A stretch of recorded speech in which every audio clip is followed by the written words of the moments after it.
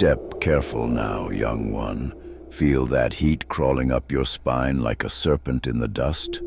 That's the barren's breathing, hot, dry, demanding respect from the Earth Mother herself.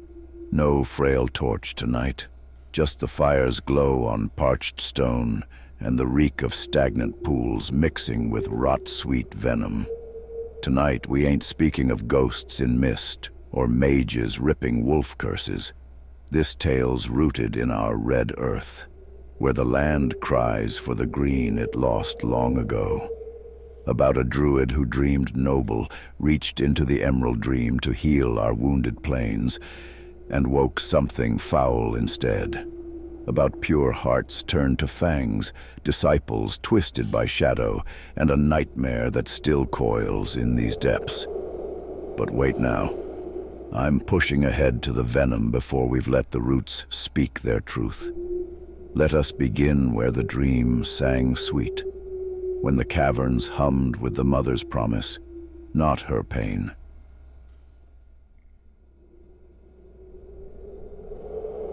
Eons ago, before the sundering shattered Kalimdor and turned vast forests to dust, the barrens were part of something greener.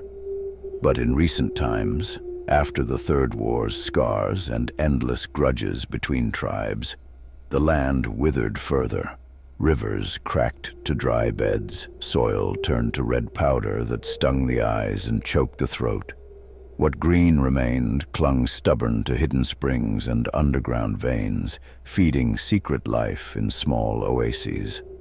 Into this wounded land came Naralex, night elf druid of quiet renown.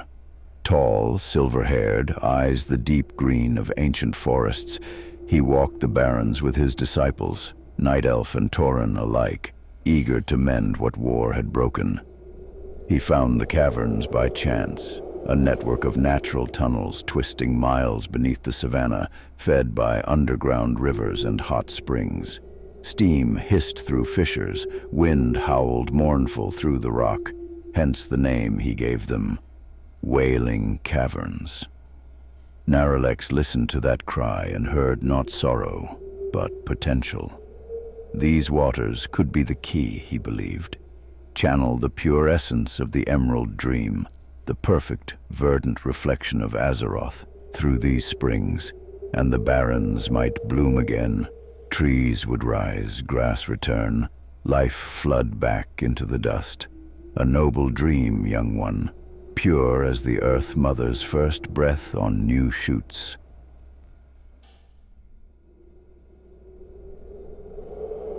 Naralex gathered his faithful in the cavern's heart. They meditated deep, minds linking to the dream through ancient rites.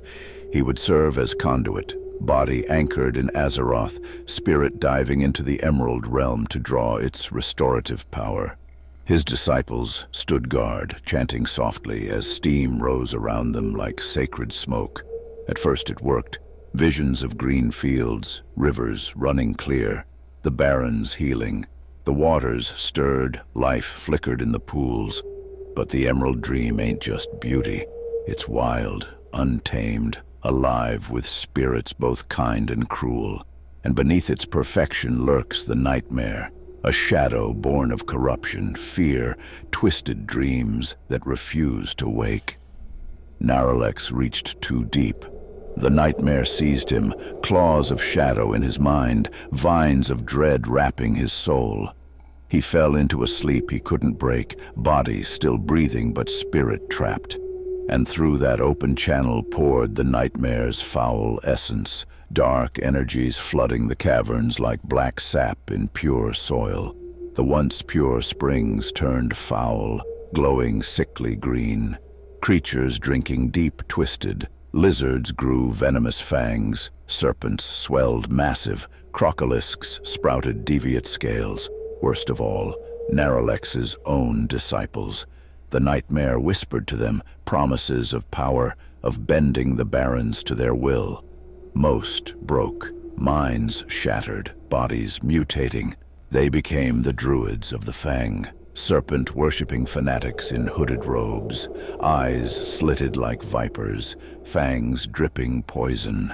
They turned on their master, guarding his sleeping form in the depths, twisting his dream into their nightmare.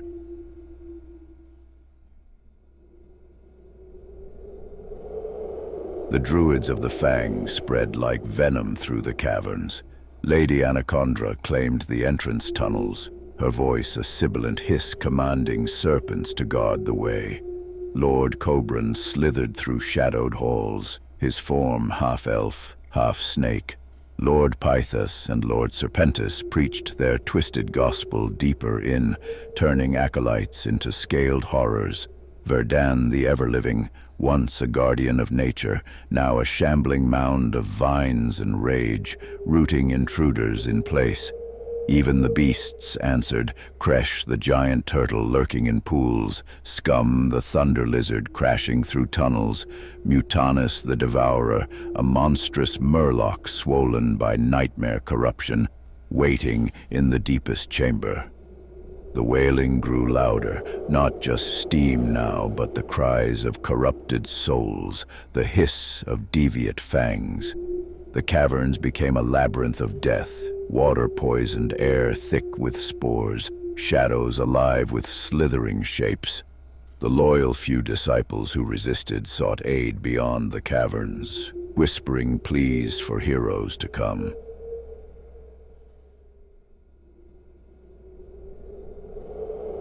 Thrall's Horde, building its new home in these harsh plains, couldn't ignore the threat. From the crossroads came word, druids corrupted, beasts twisted, a nightmare seeping upward. Muyo, a tauren disciple loyal to Naralex, waited at the entrance, hooves planted firm, voice trembling but resolute. He begged heroes to delve in, slay the fanglords, clear the deviates, reach Naralex and wake him from his torment. Orcs, trolls, tauren, forsaken kin answered, blades drawn, spirits high. They carved through the tunnels. Lady Anaconda fell in her gully, Cobran in his coils, Pythos and Serpentis in their lairs. Verdan hacked down amid thrashin vines, Kresh dragged from his pool, Scum felled in thunderous combat. Deeper still, they found Naralex, sleeping on a stone platform, body pale, surrounded by hissing guardians. Muyo led the right to wake him, but the nightmare fought back, waves of deviates, then Mutanus bursting forth, massive, devouring, jaws wide. Heroes stood firm, blades flashing, spells crackling. Mutanus fell at last, body crumpling into the water. Naralex stirred, eyes opening wide with horror at what his dream had wrought. The caverns quieted, for a time.